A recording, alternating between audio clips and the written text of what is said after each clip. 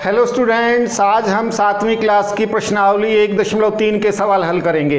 ये प्रश्नावली बहुत सरल है, ये गुणा के ऊपर आधारित है। गुणा के सवाल हम पहले पिछली कक्षाओं में बहुत कर चुके हैं।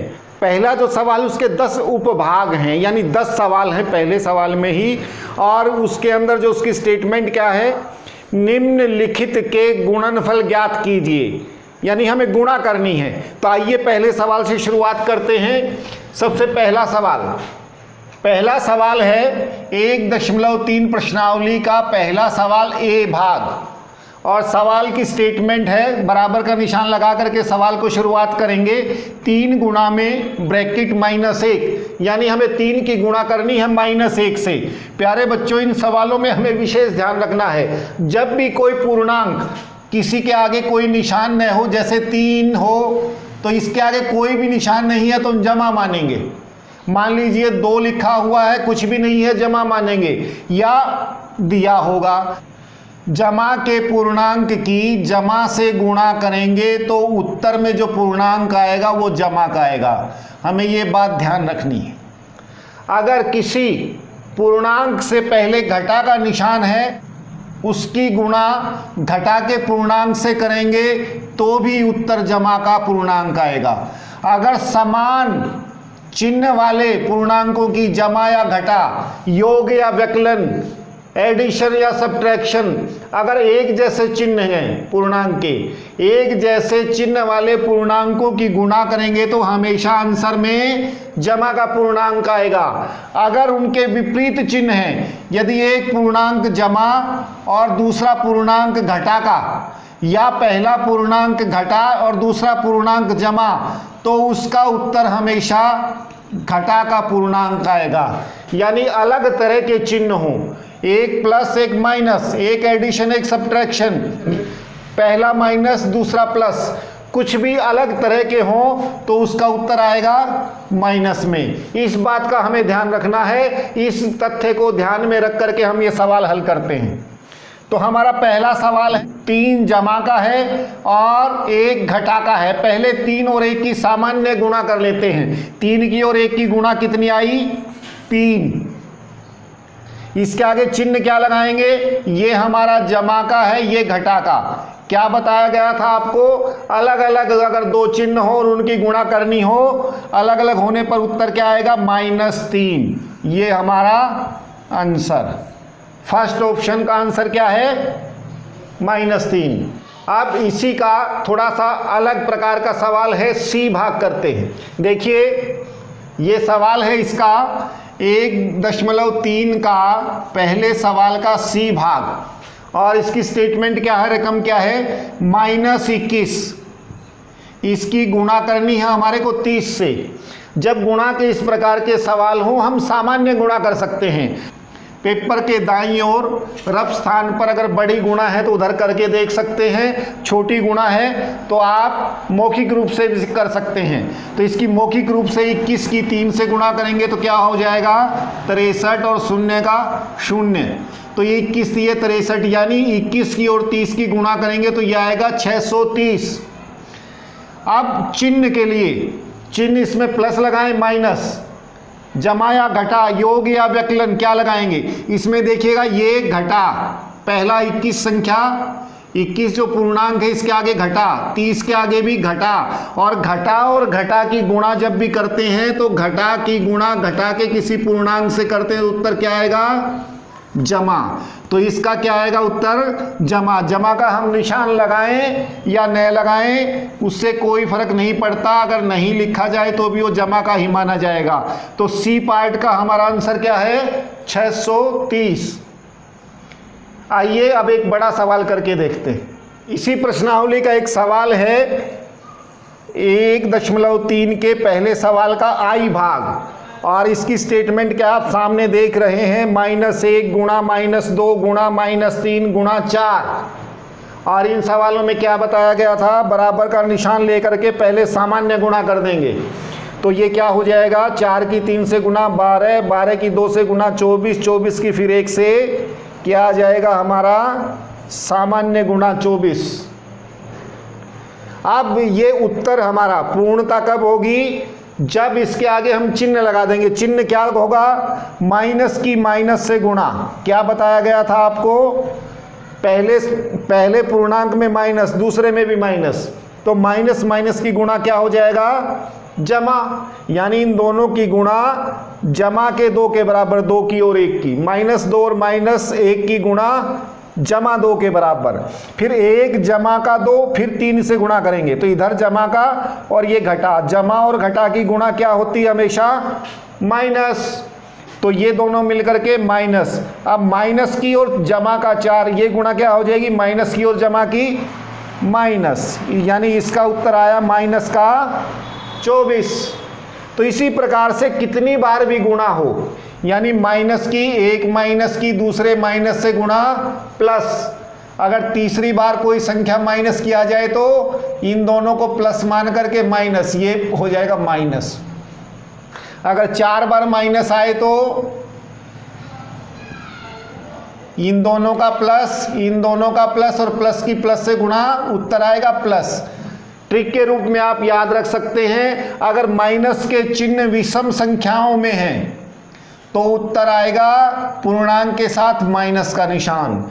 अगर माइनस के चिन्ह सम संख्याओं में हो तो उत्तर आएगा प्लस का। तो ये ट्रिक भी आप याद रख सकते हैं। तो इसी प्रकार से 3 सवाल मैंने आपको हल करके दिखाए, बाकी 7 सवाल आप स्वयं अपनी कॉपी में करेंगे। प्रश्नावली 1.3 के दूसरे सवाल का पहला भाग, इस सवाल के भी 2 भाग हैं, हमें सत्यापित करना है। सत्यापित करने से अभिप्राय क्या, इनके बीच में बराबर का निशान है, इक्वल टू का, तो क्या दोनों पक्ष समान हैं, एक पक्ष ये है, एक पक्ष ये है, ये हमें जांचना है। आप इसको ध्यान से देखेंगे, हम इस पक्ष को हल करेंगे, इस पक्ष को हल करेंगे, दोनों अगर समान आ जाते हैं तो हमारा सत्यापित है। आइए शुरुआत करते हैं। पहले देखिए, इसमें हमें बोर्ड मास वाला नियम भी ध्यान रखना है, इसमें ब्रैकेट्स लगी हुई हैं। सबसे पहले 18, इसकी गुणा की हमने, ब्रैकेट शुरू, अंदर वाली ब्रैकेट खत्म करेंगे, 7 जमा घटा 3, यानी 7 के अंदर जोड़ना है -3, 7 में -3 जोड़ेंगे तो कितना बचेगा, यानी 1 जमा का 1 घटा का, ये जमा है, और जो ज़्यादा होगा, ज़्यादा कौन सा है, जमा वाला, तो 7 कितना ज़्यादा है 3 से, ये आ गया हमारा 4, ठीक है, और छोटी ब्रैकेट समाप्त। और इसी प्रकार दूसरे पक्ष को हल करते हैं। 18 और 7 की गुणा, 18 और 7 की गुणा आ जाएगी 126, और उसके बाद दूसरी तरफ चलते हैं। 18 की गुणा -3 से, 18 की -3 से कितनी हो जाएगी, 18 जमा का 3 घटा का, यानी -54। अब आगे हल करते हैं इसको। अब यहाँ इस पक्ष में 18 चौके कितना हो जाएगा, 72, इन दोनों की गुणा कर दी, और इधर देखिएगा 126 जमा का और 54 माइनस का, यानी जमा में से ये माइनस हो जाएगा, 1 जमा 1 घटा, तो इसमें क्या आएगा, 126 में से 54 घटाएंगे तो ये भी 72। तो हमारे दोनों पक्ष क्या हुए, समान। इसका मतलब ये सत्यापित हो चुका है। दोनों पक्ष अगर समान आ जाएं तो ठीक। इस प्रश्नावली के दूसरे सवाल के दूसरे भाग को इसी तरह से आप स्वयं हल करेंगे। अब इस प्रश्नावली के तीसरे सवाल के ऊपर आते हैं। यह सवाल भी बाकी सवालों की तरह से ही बहुत आसान, बहुत सरल है। देखिएगा 1.3 की प्रश्नावली के तीसरे सवाल का पहला भाग, स्टेटमेंट को ध्यान से पढ़िएगा। सवाल को, गणित में अगर हम सवाल को ध्यान से पढ़ लेते हैं तो हमारा सवाल आसानी से हल हो जाता है। किसी भी पूर्णांक a के लिए, a कोई पूर्णांक है, 1 2 3 4 -6 7 8 जो भी हो, किसी भी पूर्णांक a के लिए -1 गुणा 1 किसके समान है।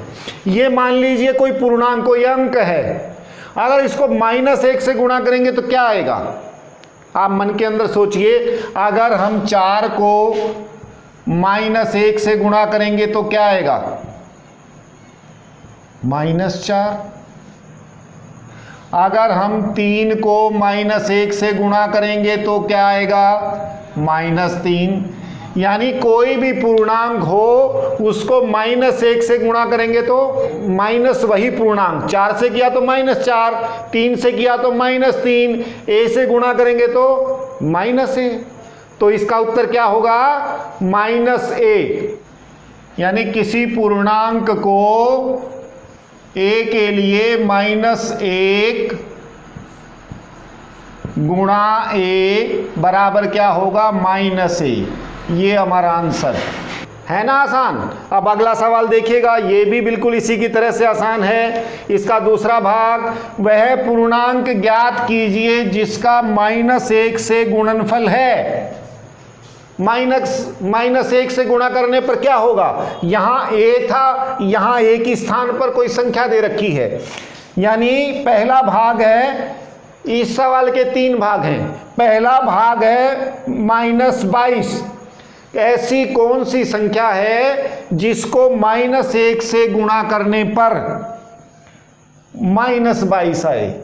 -1 से गुणा करने पर -1 गुणा में कोई संख्या कुछ भी हो सकती है, खालिस्तान कर लिया मैंने, और इधर -22 आना चाहिए। क्या होगा? 1 से गुणा करने पर वही पूर्णांक आता है, तो इसको गुणा किससे किया जाएगा? 22 से। 22 जमा का होगा या घटा का? जमा का करेंगे तो -22 उत्तर आ जाएगा परिवर्तित होके। ठीक है ना? घटा कर देते तो जमा का आता, फिर हमारा उत्तर ये नहीं आता। तो ए भाग का उत्तर क्या आएगा?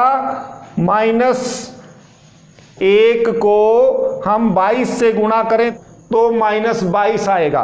तो इसका उत्तर है 22। इसी तरह से बी का क्या उत्तर आएगा? इसमें चाहिए हमें जमा का 37। यानी जमा का कब आएगा? -1 से गुणा करेंगे तो -37 से गुणा करेंगे, तब जमा का 37 उत्तर आएगा। और तीसरा भाग है 0। -1 को कितने से गुणा करें कि 0 आए? 0 के बारे में पूर्णांकों का एक गुण आपको बताया गया था कि 0 को हम किसी से भी गुणा करें 0 ही आता है। तो -1 को कितने से गुणा करें कि 0 आए? 0। तो इसका उत्तर क्या आएगा? 0। ओके स्टूडेंट्स, तीनों सवाल, उनके सभी भाग आपको स्पष्ट हो गए होंगे। आइए अब चौथा सवाल करते हैं। स्टूडेंट्स, ये है हमारा इस प्रश्नावली का चौथा सवाल, और ये भी बहुत सरल, बहुत आसान है। स्टेटमेंट को एक बार ध्यान से पढ़ेंगे। -1 गुणा 5 से आरंभ करके, यानी शुरुआत इससे करनी है, गुणनफलों द्वारा गुणनफल करते हुए कोई पैटर्न दर्शाते हुए। पैटर्न क्या होता है? कोई डिजाइन बनेगा। जिस प्रकार से चिनाई की ईंटों में डिजाइन होता है, पेड़ के पत्तों में कुछ डिजाइन होता है, कपड़ों के ऊपर अलग अलग तरह के पैटर्न देखते हैं हम, तो उस प्रकार का कोई पैटर्न, कोई डिजाइन बने ऐसा।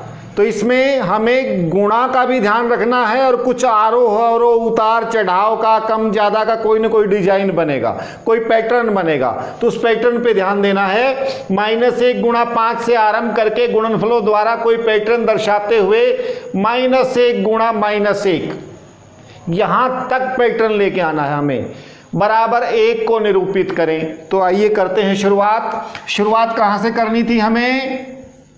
-1 गुणा 5, इसका गुणनफल करते हैं। -1 गुणा 5 कितना होगा? 5। पहले सामान्य गुणा, निशान क्या आएगा? 1 जमा का पूर्णांक 1 घटा का -5। आइए थोड़ा आगे चलते हैं, पैटर्न बनाएंगे कुछ। ये -1 और यहां कर देते हैं हम 4। कितना आया? -1 और 4 की गुना -4। अब अगला करते हैं, यहाँ -1 ऐसे का ऐसा, इसकी गुणा कर दी 3 से, ये क्या आया? -3। देखिए पैटर्न 5 4 3 5 4 3, ऐसे एक डिजाइन सा, एक अंकों का पैटर्न बन रहा है। फिर -1, इसकी गुणा कर दी हमने 2 से, उत्तर आया -2। फिर हमने गुणा की -1 की 1 से, उत्तर आया -1। ये पैटर्न हमें कहाँ तक लेकर के जाना है? -1 तक। इधर -1 था, -1 इधर का ऐसे का ऐसा, इधर का हमें 5 से लेकर के -1 तक जाना है। तो 5 से -1 तक 5 4 3 2 1, इसके बाद क्या आएगा? 1 -1 गुणा में 0। ये पैटर्न क्या बन गया? 0 को किसी से भी गुणा करते हैं 0। और अगला अंतिम -1 गुणा में -1। अंतिम हमारा क्या था? -1 गुणा में -1।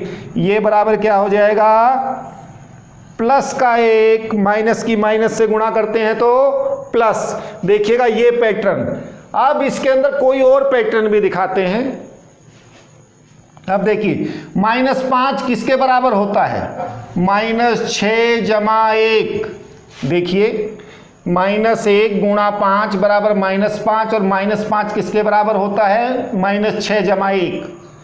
और इसी तरह से दूसरा करेंगे तो ये क्या होगा? -5 जमा 1। ये क्या हो जाएगा? -3 बराबर क्या हो जाएगा? -4 जमा 1। ये क्या हो जाएगा? -3 जमा 1। और -1 किसके बराबर होगा? -2 जमा 1। 0 किसके बराबर होगा? -1 और जमा 1। 1 -1 जमा, दोनों जुड़ करके 0। और 1 किसके बराबर होगा? 0 जमा 1। अब देखिए यहां पर एक पैटर्न है घटते हुए, यहां पर पैटर्न माइनस में, यहां पर पैटर्न जमा होते हुए -6 -5 एक एक जुड़ रहा है इस तरह से। तो ये हमारे पैटर्न्स बन गए। तो ये हमारा उत्तर है। उम्मीद है बच्चों आपको ये सवाल समझ में आ गए होंगे। इनका अभ्यास करेंगे। कोई दिक्कत या परेशानी हो तो वीडियो को बार बार देखें। शेष सवाल हम अगले वीडियो में करेंगे। Okay, till then bye.